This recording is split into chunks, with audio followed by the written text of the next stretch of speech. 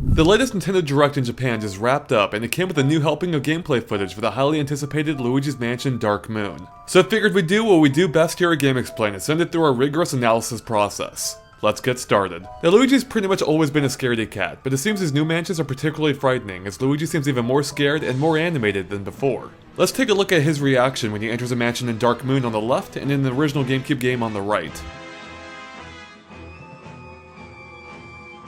This also gives us a great look at some of the graphical improvements in Dark Moon, such as Luigi's more animated facial expressions. Watch how his eyes now dart back and forth as he enters the room. Even his eyebrows change. Conversely though, it also shows some of the game's graphical weaknesses compared to the original, such as the simpler lighting effects, though the lens flare is a nice touch. The next scene also demonstrates Luigi's increased nervousness during actual gameplay. Check out how his legs shake wildly as he starts down the hallway. And to be fair, who can blame him with those knight statues coming to life? Now as you might already know, Luigi's Mansion Dark Moon features several different mansions, and it appears this is the first one you'll play. We base this on the fact that the same hallway appeared in one of the 3 playable mansions in the E3 demo, and it's where Luigi first acquires his vacuum.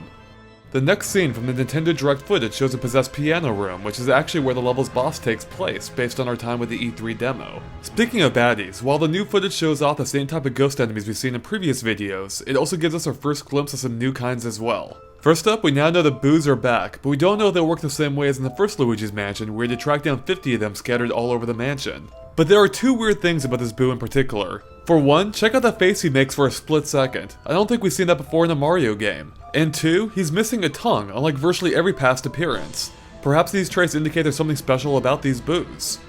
It also seems like non-ghost enemies will play a larger role in the game, such as with these plant monsters.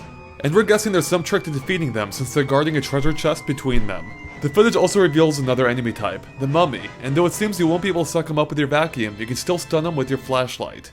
But how do you defeat them for good? Since they're wrapped in paper, we're guessing fire might be involved, which might mean that the elemental powers from the GameCube one, which allow you to turn your vacuum into such things as a flamethrower or hose, might be returning. At the least, the new gameplay footage does show one additional ability of your vacuum, balloon riding. And if we look close, it seems these balloons are actually berries from a pair of nearby plants. And as you might have noticed, it also looks like you'll have the option to steer Luigi around by tilting the system, which also appears to be how you might save Luigi from falling off this balance beam. This overhead camera angle is also unlike anything in the first Luigi's Mansion, which might suggest we'll see a few more unique perspectives like this in Dark Moon.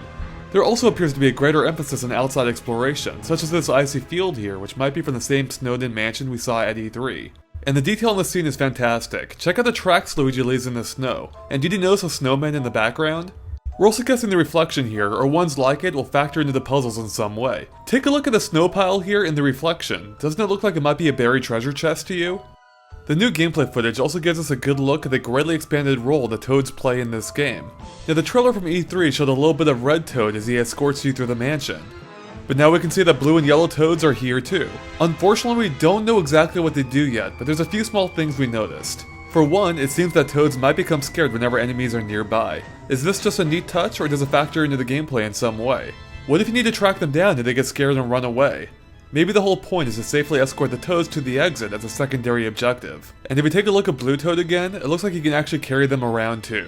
Now we've already explicitly mentioned 2 of the game's mansions, but we also get some glimpses at a third, and it appears to be heavily mechanical based, with gears and moving parts all over the place. Okay, we're nearly done here, but as usual, there's still just a few final things we want to point out.